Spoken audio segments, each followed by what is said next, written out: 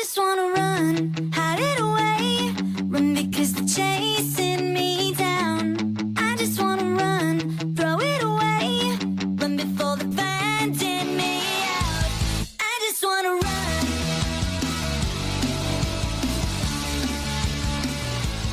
I just wanna run. I'm not here all alone. I try to call your house, can't reach you on the phone.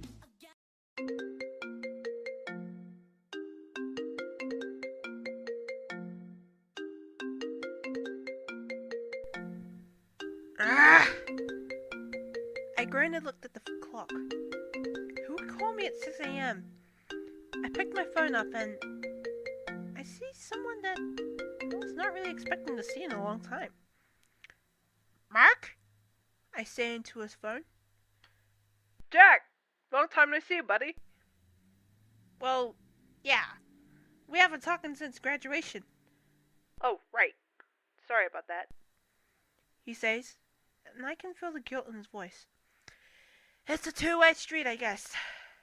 Anyway, what's up, laddie? All right, I want you to come to LA. I've made something that's going to blow your mind.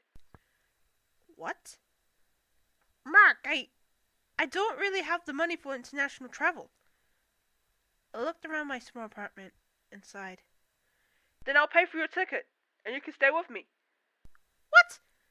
Jesus, Mark! I can't ask you to do that for me. You're not asking. I'm offering. Please, I really want you to see this. I sighed again. It's not like I have anything better to do. Yeah, sure I won't be a bother. Absolutely. I want you here. Well, alrighty then, Yes! he yells. I'll send you your ticket. Oh, I can't wait. Oh, when can you come over here? Wherever, I guess. Great. I'll book you to the next flight. Okay then. Goodbye, Mark. Bye-bye. I go to my laptop, and I see a new email from him already. My flight leaves in 2 hours! Oh, God.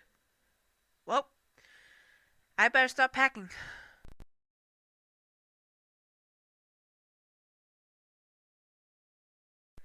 God, I hate the airports. It always feels stuffy, and everyone is in such a rush. I had just gotten off the plane in LA, and I just received a text from Mark. He sent me his address and apologized for not being able to pick me up. Apparently his invention needed some final touches. I still had no clue what it is, but whatever it is, must be something really big. I get into a cab and tell the guy the address. He drives for about 20 minutes before pulling me up to a gigantic house. How could anyone, much less the pitiless kid I knew in college, afford a house like this? I handed the cabbie some money and walked up to the entrance of the big house. I knocked a few times before a woman answered the door. She had very red hair and a million freckles covering her pale skin. Hi. I'm looking for Mark Fitzpatch, I say.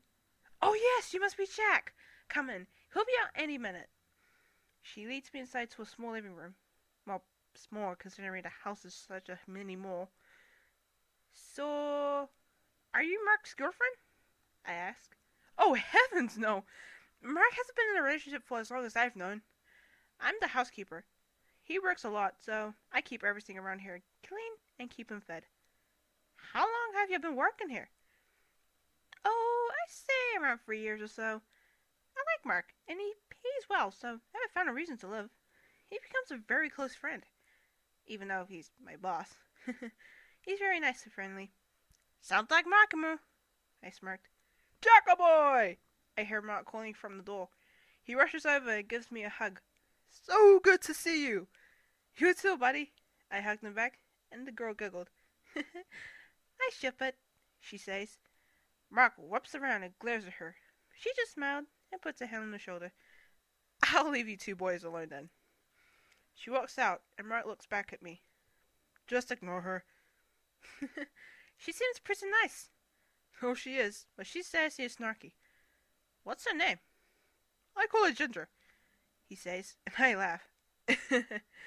Ginger? That's what she asked me to call. I also respond to Red, Copper Top, and Hey Redhead, she says as she passes by with a basket of laundry. I laughed, and Mark just chuckled. Well, why don't I show you around? He asked, and I nodded. We walked outside of a living room and into a nice-sized kitchen. He led me through there and up some stairs, passing by the bathroom. Upstairs are 4 bedrooms and 3 bathrooms. Now, don't get me wrong, they were good-sized rooms, but we have only seen, about half of the house. Now this, he says, and takes me to a steel door, is the good part. He opens the door, and I'm met with an intimate room. This one room takes up at least half of the house, upstairs and down.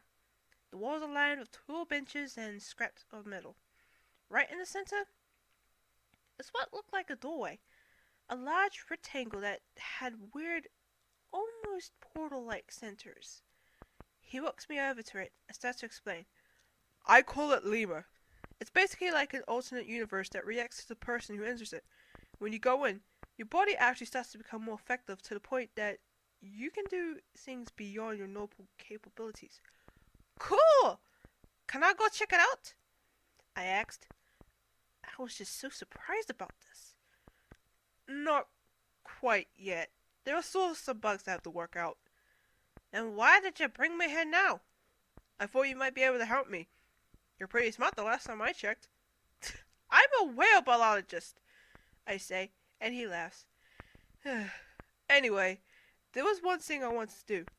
So, if you want to go and unpack, I'll meet you guys when it's time for dinner. Alrighty then, I say. I still don't really get why the heck I'm here, but I guess I can find out later. I walk back to the door and up to my room. My bag is on the bed, and Ginger is unpacking it for me. Oh, you don't have to do that, I say to her. I've come to realize that I don't have to do anything. Well, except eating, drinking, breathing, and going to the bathroom on occasions. That's not what I meant. I know. I just figured that maybe you'd be a bit too busy to do it yourself. And plus, it is kind of my job. Seriously, I can do it, I say, and walk over to the bed. Why? Do you have something to hide? Does Mr. Studs have a plethora of condoms or something hidden here? What? No, I mean, what? She starts laughing so hard and puts the shirt she was holding back in my bag. I'm kidding. Anyway, if you wanted to clean up after yourself, be my guest. I'm gonna go and finish dinner, she says, and slips by me into the hallway. Man, Mark wasn't kissing, I say, under my breath. I heard that, she calls from downstairs. I jump and close my door. I put a few things that I had left away and walk into the kitchen. Hello again. Hey, could you go tell Dylan that Mark is ready? She asked. Sure. I walked back over to the mental door and knocked on it. Mark! Mark! Dinner! I need a dinner bell. Ding, ding, ding, dinner! I called. Nothing. Not even a peep. I open the door and notice that he's not there. My eyes fall on the portal thing, and I subconsciously walk towards it. What if he needs my help? He said that's why I was here. Maybe I should go after him.